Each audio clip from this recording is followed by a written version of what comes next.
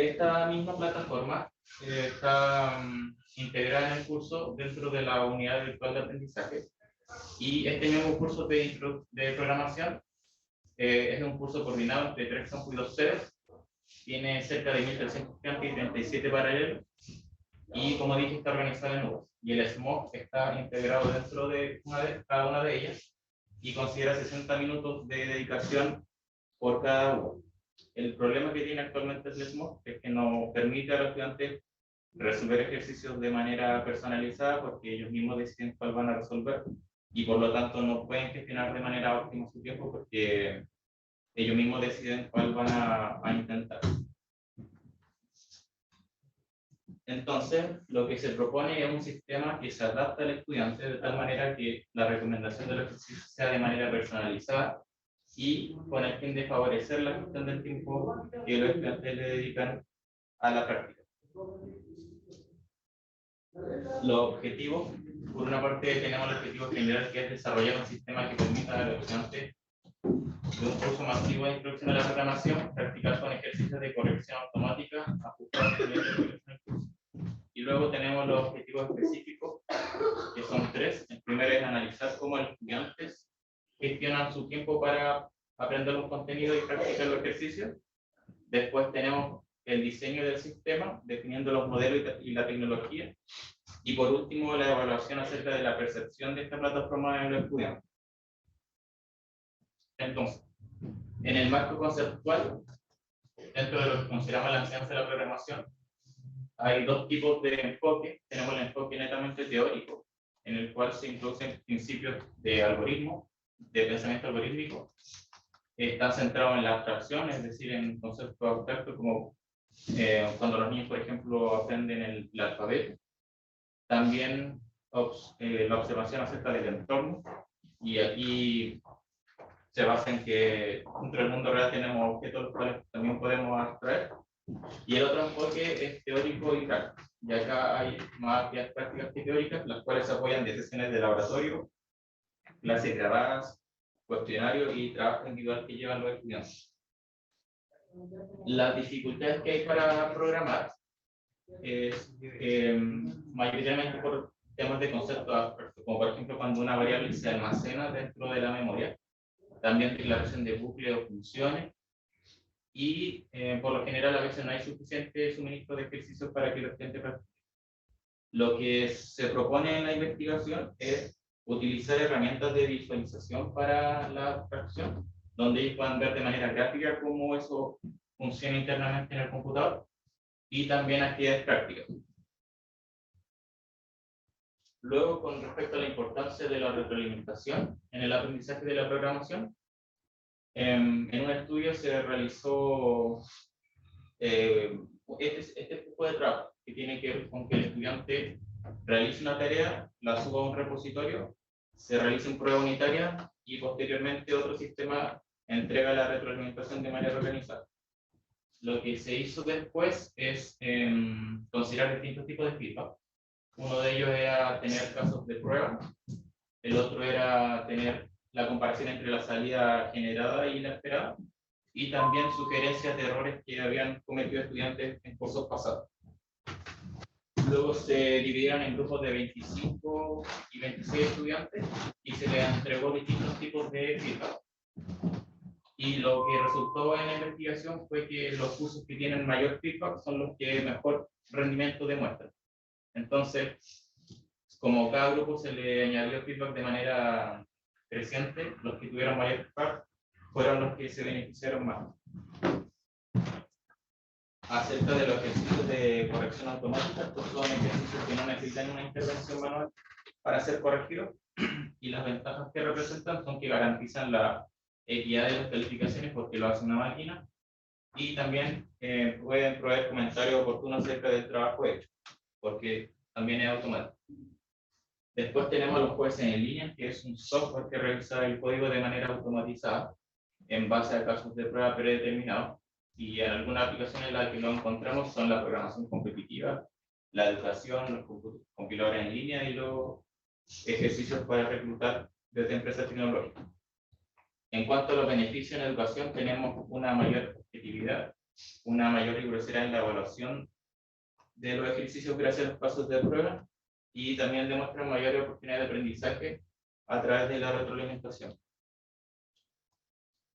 Ahora, con respecto a la propuesta de solución, tenemos que considerar que en este trabajo se trabajó en base a capas. La arquitectura de software fue en base en capas y en 3 capas específicamente: la capa de datos, la capa de negocios y la capa de presentación.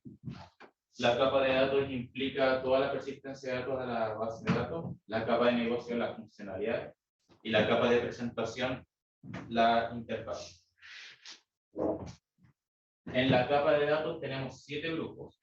En una parte tenemos el cuestionario, la distribución, el envío, la insignia, los problemas y la retroalimentación.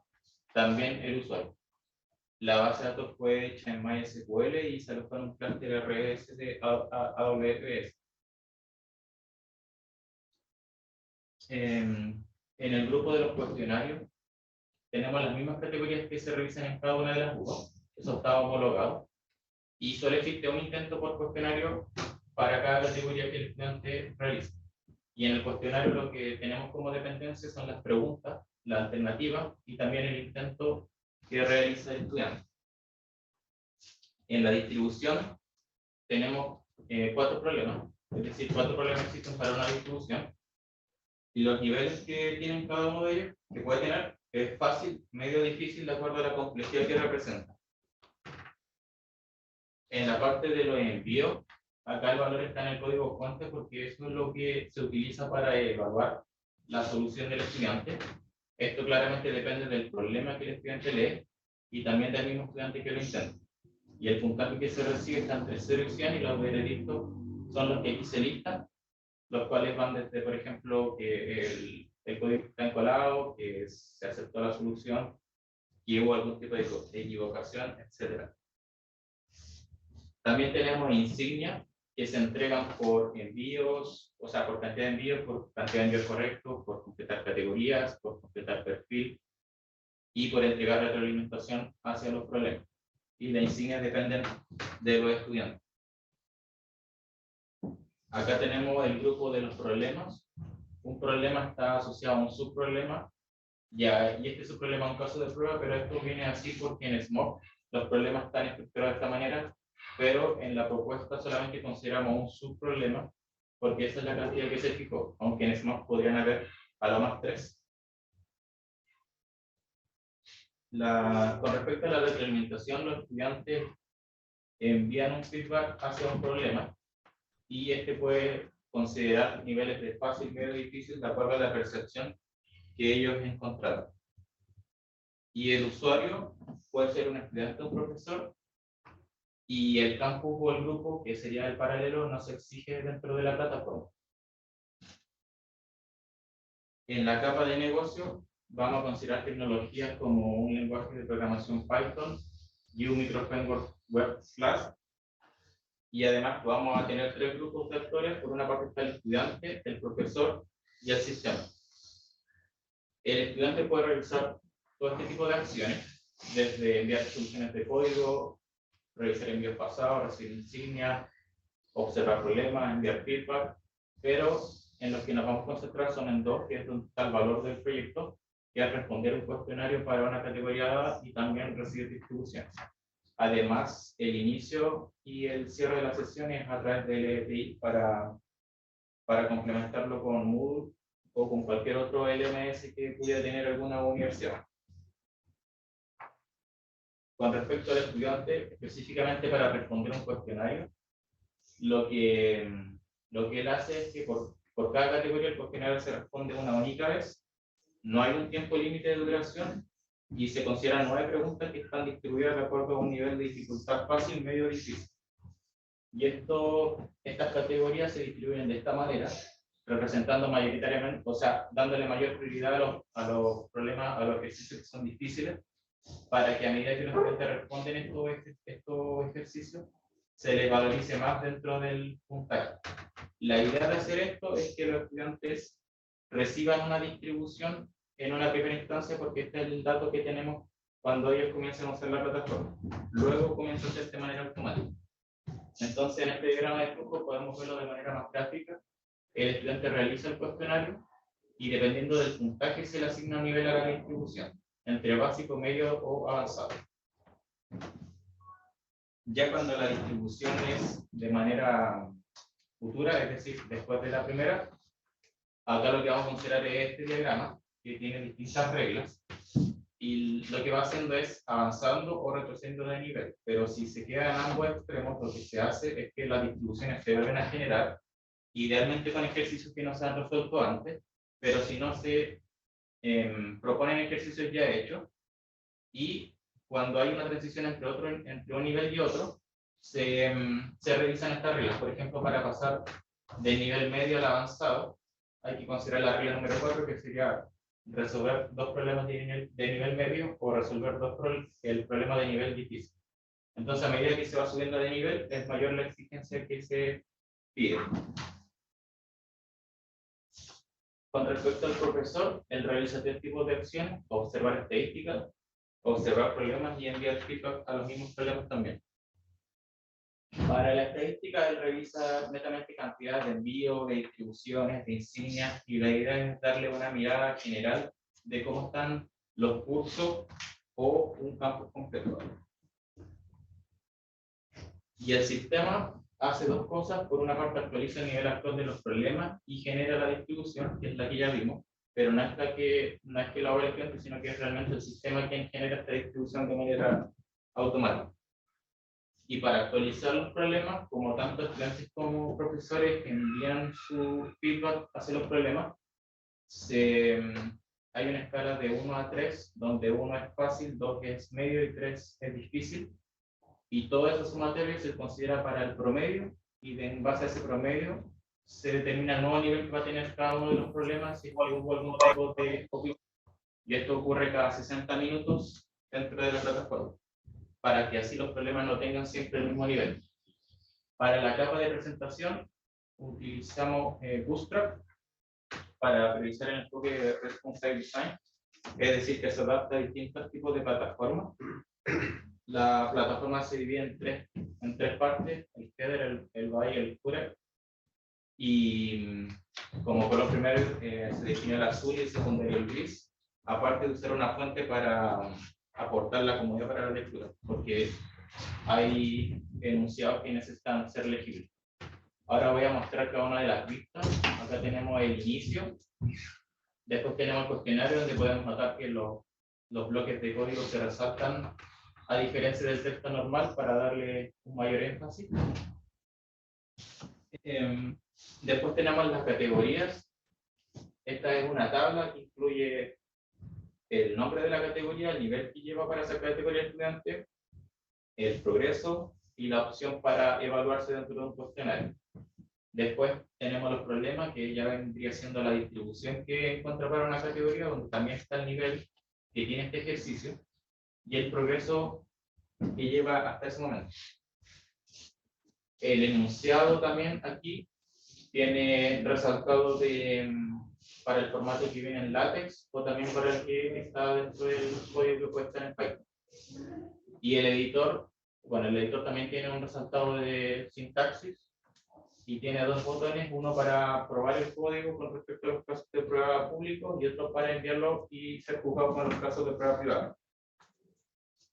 Cuando un estudiante envía el código, se le despliega esta sección que les dice un mensaje de si están bien o están mal. Aparte, si no han enviado una retroalimentación, se les añade ese bloque de color azul donde ellos mismos opinan. Y por último están los detalles de cada uno de los casos de prueba. Y después tenemos la lista de los envíos, donde ven el puntaje que obtuvieron, el problema, la fecha y el detalle donde se muestran los casos de prueba. Después está el perfil, que incluye la información personal y aparte las insignias que recibieron. En la parte de la estadística, esta es la sección del profesor, donde él revisa las estadísticas que había mencionado en la capa de negocio. Y en las otras dos secciones que tiene es la administración de los problemas, donde tiene el listado y donde de hecho puede utilizar la categoría de los problemas, o también donde puede revisar cada uno de ellos y asignarle un nivel que consideraron apropiado. Y es lo mismo que hace el estudiante dentro de la lista de los problemas. En la arquitectura tenemos 4 componentes, todo parte del navegador web y cada una de las comunicaciones son de manera bidireccional.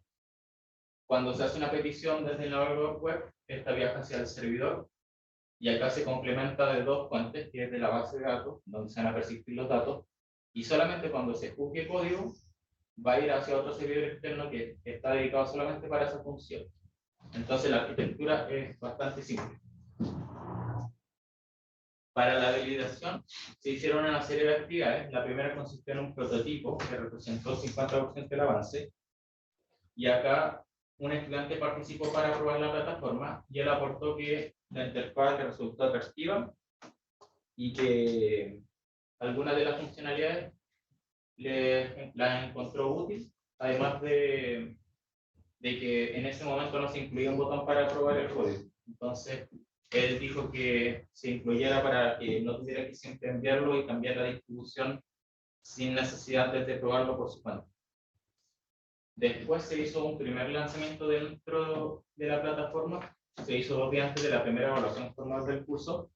Se consideraron las primeras 5 categorías, que esas son las que se dan hasta ese momento, y los resultados generales fueron, como acá se muestra, son números bastante considerables porque representan cerca del 30% de los estudiantes que pudieron haber entrado.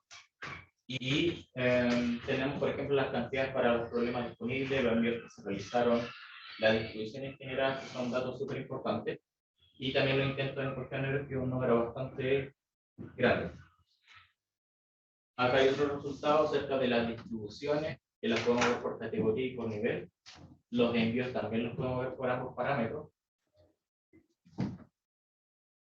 Después, para este lanzamiento se hizo una encuesta a 20 estudiantes, se consideraron un grupo de 10 cada uno. Entonces fueron 2 grupos, uno con una participación alta o baja. El criterio fue la cantidad de envíos y la cantidad de cuestionarios que resolvieron. Y para esta encuesta se hicieron 5 preguntas. La primera orientada hacia el avance que obtuvieron gracias a la plataforma. La segunda, si recomendarían la plataforma al estudiante. La tercera, qué opinan de la usabilidad, o sea, acerca de la interfaz. La cuarta, acerca de las mejoras que podrían proponer. Y la quinta, comparando el SMOC y la plataforma propuesta. Esta encuesta solamente la respondieron 2 estudiantes, un estudiante del primer grupo y otro del segundo, y ambos consideraron que la interfaz les pareció apropiada. El primero también indicó que recibir problemas de manera personalizada le significó un ahorro considerable de tiempo, y el segundo estudiante dijo que la plataforma le permitía evitar perder tiempo intentando buscar problemas que estuvieran adaptados en el actual. Entonces ambos llegaron a la misma conclusión. El segundo lanzamiento se realizó 7 días antes del segundo certamen, la segunda evaluación. Ahí se consideraron todas las categorías del curso y los resultados fueron los siguientes, donde podemos ver que prácticamente en todas las unidades hubo un incremento más del 100%, se duplicaron, y es donde hubo mayor participación porque en este caso se registraron 834 estudiantes, casi el doble de la ocasión anterior. Acá podemos ver los resultados de las distribuciones, que también son números mucho más amplios que los pasados, también para los envíos.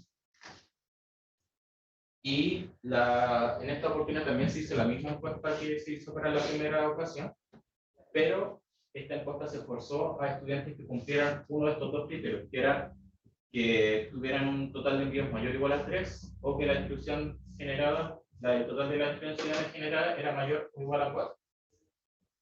Y un total de 198 estudiantes respondieron la encuesta.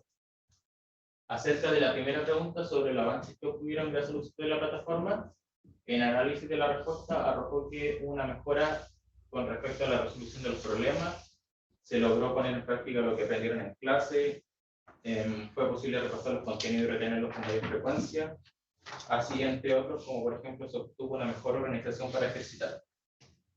Acerca de si recomendaría la plataforma a los estudiantes, la mayoría dijo que sí, porque facilita la práctica, refresca el contenido previo, es útil para preparar futuras evaluaciones formales, entre otros, como por ejemplo el beneficio de organizar el estudio. Acerca de la usabilidad, la palabra buena se encontró 62 veces, la palabra fácil 38 y la intuitiva 9. Y se recibieron sugerencias como, por ejemplo, desplegar los resultados de los cuestionarios, cosa que no se hace actualmente, y también añadir videos para complementar las categorías. La cuarta pregunta acerca de las mejoras que se podrían proponer, tenemos mostrar la solución de los problemas una vez resueltos.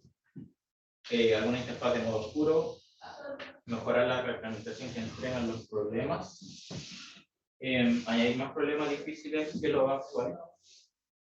Y con la quinta pregunta acerca de la comparación entre Smog y Cody, casi el 60% indicó que preferiría Cody en vez de Smog porque, por ejemplo, Cody les permite conocer el nivel actual del progreso, tiene una interfaz más cómoda y es accesibilizar.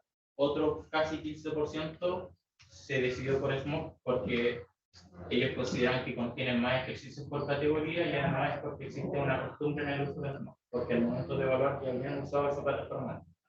Y un 30% se manifestó de manera neutral. Luego se hicieron entrevistas a dos profesores, uno con una experiencia en los cursos en línea y otro no, y cada uno de ellos utilizaron la plataforma para evaluarla. Las observaciones que se recibieron de parte del primer profesor que tiene experiencia, destacó la interfaz, sugirió incluir filtros en alguna de las vistas, también añadir un gestor de problemas, que es lo que no existe en Cody, pero sí existe en Smog. Y una de las más valiosas, por ejemplo, podría ser ofrecer una representación más descriptiva si se encuentran errores por parte del intérprete, como por ejemplo, si no se puede acceder a alguna lista, eso sí lo pueda considerar la plataforma para dárselo de mejor manera al estudiante y así entienda ese error, porque una persona que tiene la experiencia lo va a entender.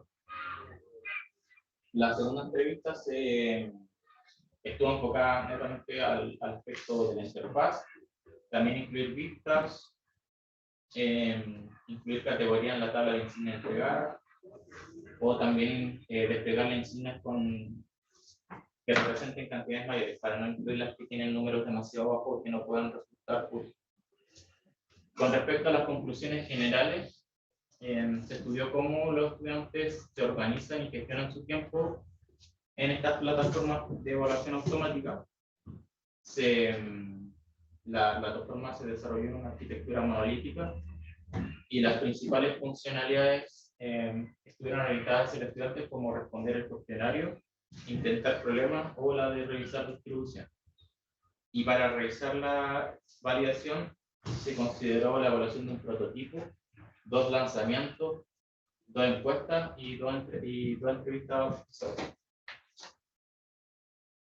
Por parte de las consideraciones y limitaciones, las limitaciones que podemos encontrar, por ejemplo, son que la arquitectura no garantiza la escalabilidad porque estuvo pensada para 1.300 estudiantes que son los que conforman el curso. También la poca participación que hubo para la evaluación del prototipo y el primer lanzamiento. No se realizó un estudio acerca de la efectividad de la interfaz, es decir, qué tan efectiva era para los estudiantes navegar, así como también no se realizó testing a través de pruebas unitarias para revisar si el software estaba completamente bien hecho. Como trabajo futuro, queda desarrollar una arquitectura que sea escalable para poder considerar mucho más estudiantes de los actuales. También se podría implementar un servicio que detecte altas similitudes de código. También integrar la plataforma a otras universidades para evaluar su adaptación y flexibilidad, porque en otras universidades se podrían considerar otros lenguajes de programación, otros paradigmas, y considerar las sugerencias que se recibieron en base a la encuesta de la entrevista. Y eso ha sido mi presentación.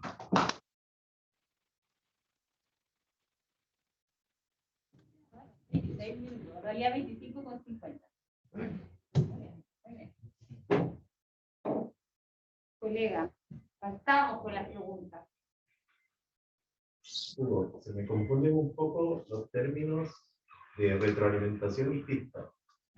Porque los usas indistintamente o uno va en una dirección y otro va en otra. No, son el mismo término dentro de la investigación. Allá. La diferencia es que uno está en inglés y el otro en español. Pero me da la impresión de que hay dos tipos de información que viaja acá. Claro, exactamente. Una retroalimentación es la que los profesores y estudiantes evalúan el problema, es decir, revisaron el problema, lo encontraron difícil, medio o fácil. Esa es una retroalimentación que viaja del estudiante o desde el profesor hacia el problema. Y la otra retroalimentación es la que se despliega en el detalle del estudio. Lo mismo que tenemos en SPOC cuando si se equivocan en un caso les muestra este podría ser el error. Esa es la otra retroalimentación. Ese es el otro tipo.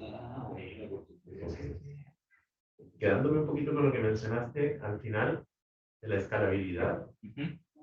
¿Cuál crees que podría ser el problema de escalabilidad que haya? O sea, claro, dijiste que estaba pensado para 1.300 estudiantes, ese era el objetivo, pero ¿hasta dónde crees que nos pueda estirar el chicle ahí? Hasta ese mismo límite, diría yo, por experiencia en SMOC. ¿Crees que está al límite? Claro, o sea, quizás podría aguantar un poco más de estudiantes, pero el problema que existe es que acá, bueno, tenemos la base de datos de manera independiente, el servidor que juzga el código también de manera independiente, pero donde entran los estudiantes en la plataforma principal. Todo lo que ocurre después es dependiendo de las acciones que yo realizo. Pero ¿Dónde está el cuello de botella entonces? claro, en ese acceso. Esta plataforma, como la principal solamente está en una zona, lo que tiene que hacerse es tratar de replicarla, añadiendo clusters, por ejemplo, van a hacer de carga, que es cosa lo que no se hizo en esta arquitectura. Okay. Entonces, como del front-end, entonces sí el problema. Claro, desde que se envía la petición por parte del usuario, que es la que no se distribuye para que soporte una carga considerable. ¿Cuál es el propósito de las insignias? ¿Por qué incluiste eso? El propósito de la insignia es que los estudiantes se sientan motivados cuando practiquen, porque a veces resolver problemas puede ser algo desalentador si es que sobre todo no encuentran un avance significativo o se desmotivan. Entonces, por un concepto de gamificación, incluyeron la insignia para que se sintieran motivados en el transcurso de su avance en la plataforma. ¿Tú crees que eso resultó, esta impresión, de que cumplió el propósito? Sí, los números reflejan que los números son bastante amplios. Sin embargo, dentro de la encuesta no se incluyó acerca de la insignia, entonces no podemos decir si es que realmente fue significativo y solamente considerando los datos podemos ver que, que son amplios y que por lo tanto pueden darle algún tipo de sentido a su avance. Tanto el sistema que muestras ahora, Cody, como el SMOC, se basa en estos casos de prueba, ¿no? ¿Qué limitantes le ves a ese modelo? Y se te ocurre alguna otra forma en la que uno pudiera combinar con ese modelo? Sí. Yo tomaría como sugerencia el cliente que dijo que los casos de prueba en algún momento podrían hacerse públicos cuando, por ejemplo, no llegan a un tipo, cuando se quedan demasiado estancados. Creo que si ellos revisaran los ejemplos de manera pública podrían tratar de debuguear, digámoslo así, dónde podría estar el error, más que tratar de forzar a que el programa imprima ese tipo de resultados. Entonces, como es una caja negra donde ellos no tienen acceso, es una limitante porque no pueden saber dónde realmente está el problema y se tienen que esforzar mucho más de lo que en un principio podría considerarse, como vimos en la UA que tiene 60 minutos. Hay ejercicios que quizás podrían estar facilitados para ese propósito, como otros no, donde pudieran tener un enfoque distinto.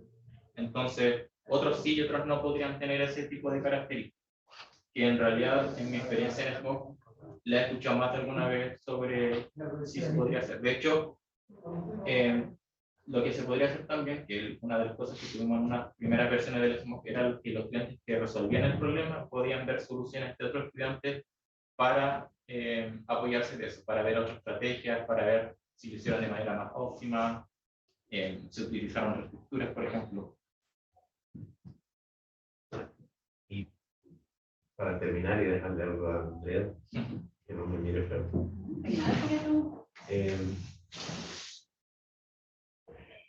Relacionado con eso que tú decías, a mí me da la impresión de que a veces puede haber cierto nivel de frustración cuando no logran llegar al 100%, ¿no es cierto? Sí. Lo hemos observado.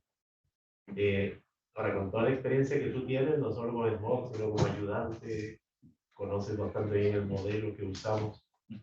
¿Cómo te imaginas que pudiéramos, que por ahora hemos hecho intervenciones puntuales, así como tú dijiste unas semanas antes del certamen?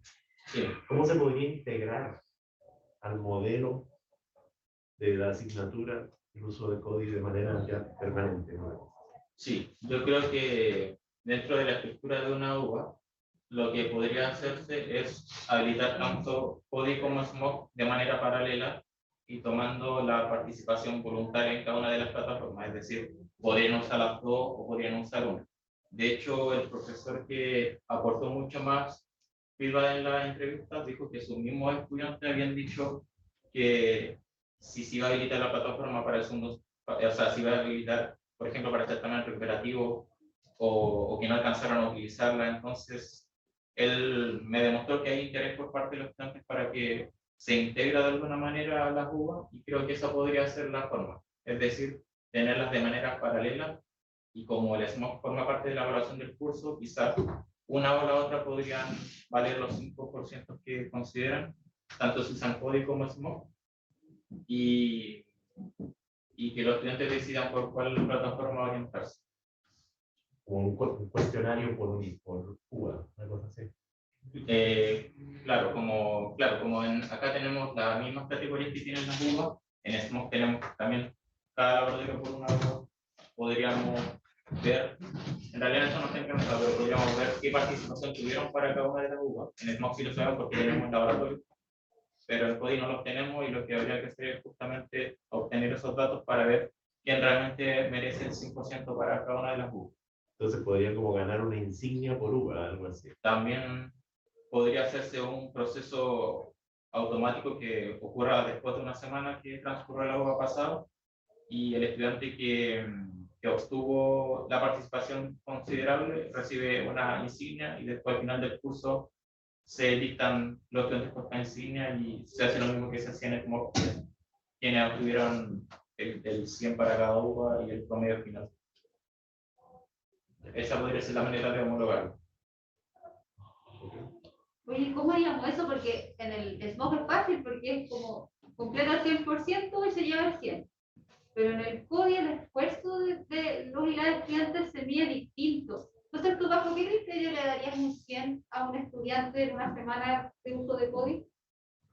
El criterio que tomaría serían los envíos que hicieron, pero los clasificaría por envíos correctos, envíos incorrectos. Trataría de darle algún tipo de ponderación porque no es lo mismo un estudiante que resuelve muchos ejercicios de manera correcta versus otro que uno solo intentó demasiadas veces, entonces algún tipo de ponderación que nos dé una precisión acerca de eso. También las distribuciones que se generaron, o sea, es decir, cuántas veces él cambió su set de ejercicios. Otros datos que podríamos tener también es acerca del puntaje que obtuvieron para los cuestionarios, quizás, aunque eso en realidad es como dato de entrada, entonces no sería tan útil. Pero sí también las insignias que representan el qué tanto abarcaron dentro de la plataforma, porque hay insignias por cantidad de envíos que consideran que el estudiante realmente hizo esta cantidad de envíos al menos, entonces partiría tomando ciertos parámetros y ponderándolos de alguna manera, tratando de darle algunos más prioridad que otros, dependiendo de lo que se quiera considerar más. Y en base a eso, tener la lista de estudiantes que merecen o no tener el 100 para cada una de las UBA. Pero ya sería un trabajo, yo creo que de análisis netamente matemático como para tener más precisión. Necesitamos hacer más memoria, así que... Oye, por tu marco teórico yo entiendo que teníamos que volar porque es poco tiempo, pero quiero volver a la raíz que hizo que este problema lo quisieras desarrollar. Tiene que ver con que la gente en programación se desmotiva, encuentran difícil, todo lo cual es muy bien. Y acá hay un término que tú destacas en tu contexto que tiene que ver con la autoeficacia de los estudiantes. Así como tenemos la autoestima que tiene que ver con tu autoevaluación de ti mismo, como cuánto te aprecias. La autoeficacia es la evaluación que tú misma haces de tus capacidades respecto a ciertas tareas. Y tu hipótesis es que el código puede ayudar con la autoeficacia en programación. ¿Por qué? Porque a medida que ellos van avanzando dentro de la plataforma, no necesariamente tiene que ver con resolver problemas, sino que también, por ejemplo, cuando reciben insignia que genera una estimulación, ellos encuentran que son mucho más eficaces porque van viendo los resultados de manera automática. La retroalimentación como es automática, les va entregando feedback demasiado rápido, que es algo que los jóvenes hoy en día sobre todo consideran necesario porque quieren cosas demasiado rápido. Entonces, para mí, eso considero que es como para que ellos se sientan realizados y autoeficaces, viendo el avance que van teniendo a medida que van avanzando en los contenidos y en la práctica. Ya, la inmediatez del feedback por un lado, pero el SMOC también hace eso. El código que ganancia tiene, o sea, ¿tú crees que el impacto en la autoeficacia, no lo hemos medido, pero de lo que tú has hecho, que conoces muy bien las plataformas, ¿tú crees que el impacto en la autoeficacia es el mismo para el código que para el SMOC? No, porque el SMOC, la deficiencia que tiene es que los ejercicios no se entregan de manera personalizada.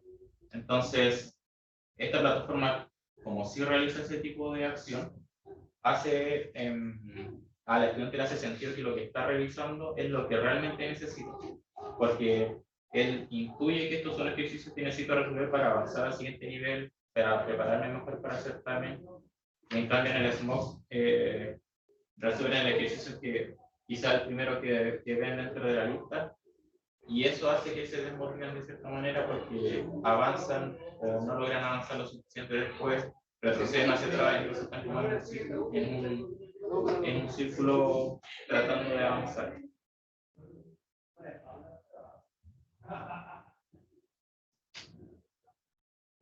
Otra cosa que vi fue que citaste, bueno, el artículo que también mencionaste aquí, sobre los tipos de retroalimentación y cómo van impactando en el aprendizaje. Y mencionas que pasa que aquellos estudiantes que no reciben el feedback que necesitan, optan por estrategias de prueba y error. ¿Viste que eso ocurriera con el MOOC, que se ponían a intentar prueba y error, y crees que en el CODI eso aumenta, disminuye o se mantiene igual? En el SMOC sí lo he visto como ayudante, y en el CODI lo que sucede es que ellos saben que si envían el problema, o sea, envían la solución, eso les va a generar un impacto, porque en el SMOC ya envían un código que se evalúa y va sumando envíos, pero en CODI, como tenemos el diagrama donde vamos subiendo, bajando de nivel, cada envío es un reto, porque podrían cambiar la distribución de problemas actuales, y por lo tanto, por eso se optó también por utilizar el botón de probar con casos de prueba público para que no cometieran ese tipo de acción. Y por lo tanto, perdón, el punto clave era la pregunta acerca de... Era si tú crees que con alguno de los dos sistemas aumenta o disminuye este prueba y error de nuestra actividad. Claro, claro. En SMOC sí lo he visto por experiencia, sobre todo cuando habíamos tiempo para revisar los envíos de manera más detallada.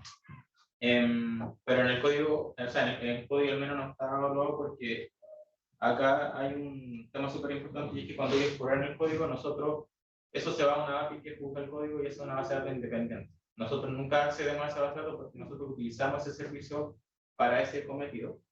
Entonces, lo que nosotros tenemos para revisar son los envíos que ellos hacen cuando el código se juega con todos los casos de prueba.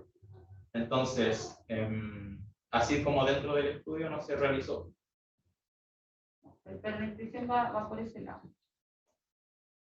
Otro de los artículos que citaste habla de unas personas que también tomaron un software después en línea y tenían muchos estudiantes como nosotros y consideraron que el mejor modelo para sugerir ejercicios era uno que incluyera varias variables, cantidad de problemas que resolvían, la frecuencia con la que se ejercitaba, cantidad de veces que se pedía ayuda, cantidad de problemas simples versus cantidad de problemas complejos. ¿Cuáles de estos el COVID maneja? ¿Cuáles son los factores que COVID toma en cuenta para hacer su modelo de sugerencia, su modelo no es predictor, es recomendador?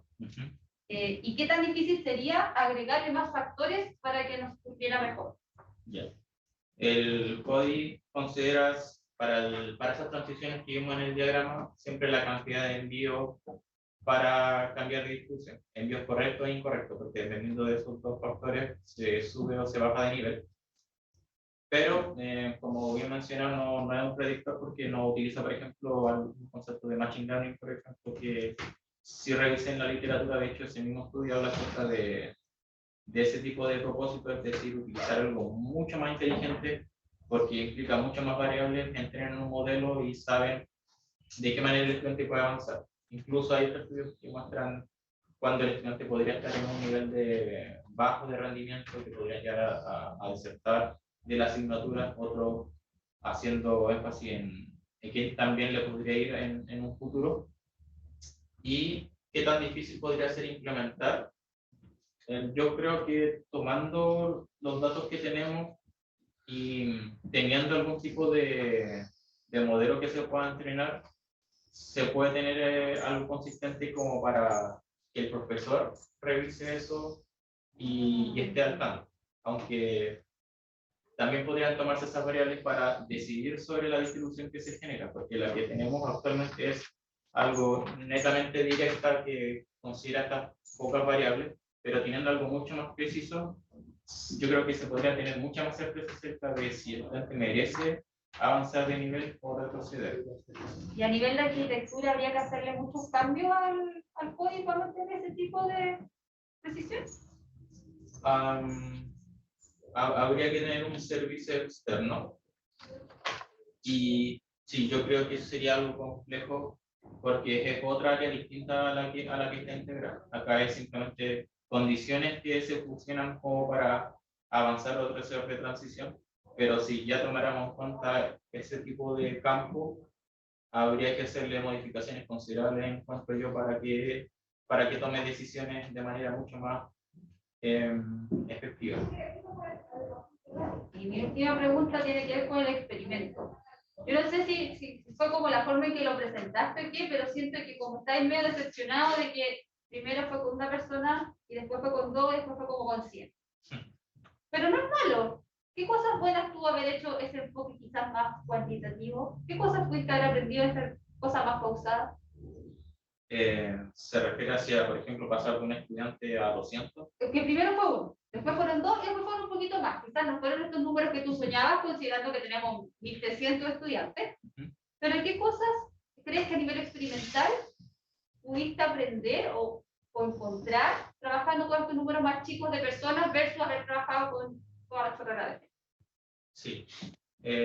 Lo que aprendí es que hacer un análisis de manual es demasiado costoso en términos de tiempo, porque yo no consideré algún tipo de herramienta que me tomara estos datos y me los pudiera de alguna manera reflejar y poder tomar conclusiones. Entonces los estoy tomando uno por uno y haciendo mis propias conclusiones. Entonces, lo que sí encontré necesario, que de hecho es parte del trabajo futuro, es hacer un estudio acerca de la interfaz, acerca de la usualidad, sobre todo que ahora hay un laboratorio para hacer eso. Y también lo que me demostró fue que, como en un comienzo, claro, recibí un solo estudiante, después dos, yo ya me anticipé para el segundo lanzamiento pensando en que mucho más estudiantes iban a entrar porque el segundo certamen incluye mucho más contenido. Entonces eso me tomó la iniciativa para forzar la encuesta hacia los estudiantes que tuvieran dos tipos de criterios, que fue lo que mostré acerca de si resolvieron 3 veces algún envío incorrecto, 3 veces, o sea, 3 problemas correctamente, o los que tenían una cierta cantidad de distribuciones, y de esta manera tener muchos más datos como para sacar conclusiones mucho más específicas, porque un estudiante que me diga que la interfaz estuvo apropiada como la primera vez, no es tan representativo, encuentro yo. Sin embargo, no lo desechaste. Entonces, ahí va mi pregunta. Tú que ahora estás trabajando en JetSpan, en cosas grandes, ¿tú desecharías la opción de hacer estudios de 1 o 2 personas? ¿O crees que igual vale la pena escuchar a esa 1 o 2 personas? Sí, sí, lo ¿Cómo vale. y por qué? Sí, yo me di cuenta que era mucho más valioso cuando entrevisté al profesor Daniel, porque como él ya tenía la experiencia, me entregó feedback que nunca había escuchado y que nunca se me hubiera ocurrido, porque me dio ideas tan claves que podrían hacer un mejor aporte dentro de los estudiantes, y que si en realidad yo no hubiera seguido con el mismo método, pensando en que me quedara con esa encuesta gigante, nunca habría tenido ese tipo de estudios, porque no estaba buscando a la persona correcta o esperando a la persona correcta. Entonces, conversar con 1 o con 2 personas me resultó efectivo por un tema de experiencia. Preguntas del público que ha crecido. Calma. Se va a preguntar antes de que nos larguemos a aplaudir. ¿Hay más preguntas? Perfecto. El público no entiende nada, así que... Entonces, ahora le vamos a pedir al público que se retire un momento, porque ya hubo también, porque vamos a deliberar y ya les llamamos otra vez.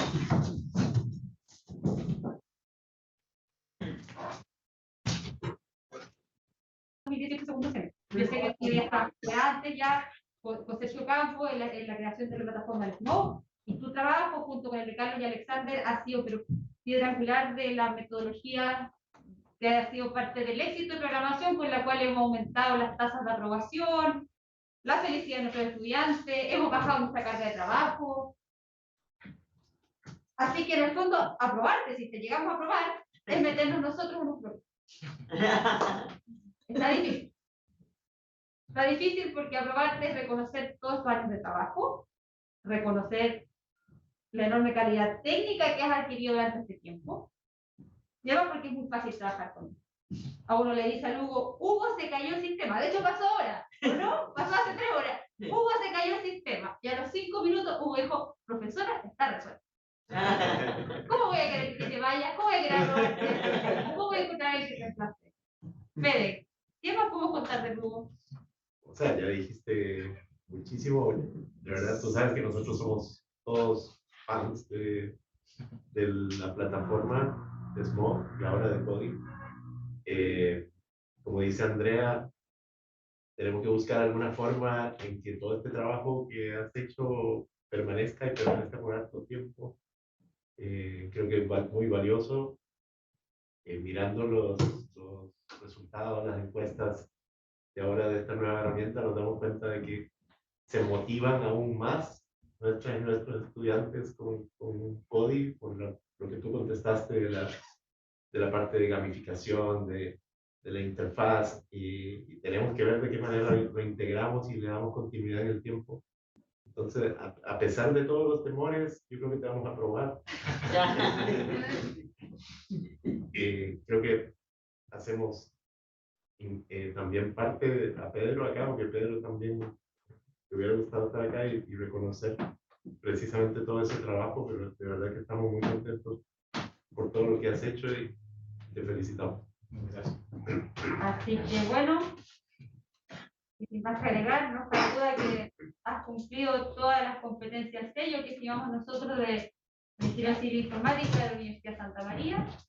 Así que, querido colega Boleton, por un 100 en su escrito y un 100 en su presentación, felicitaciones por la obtención de tu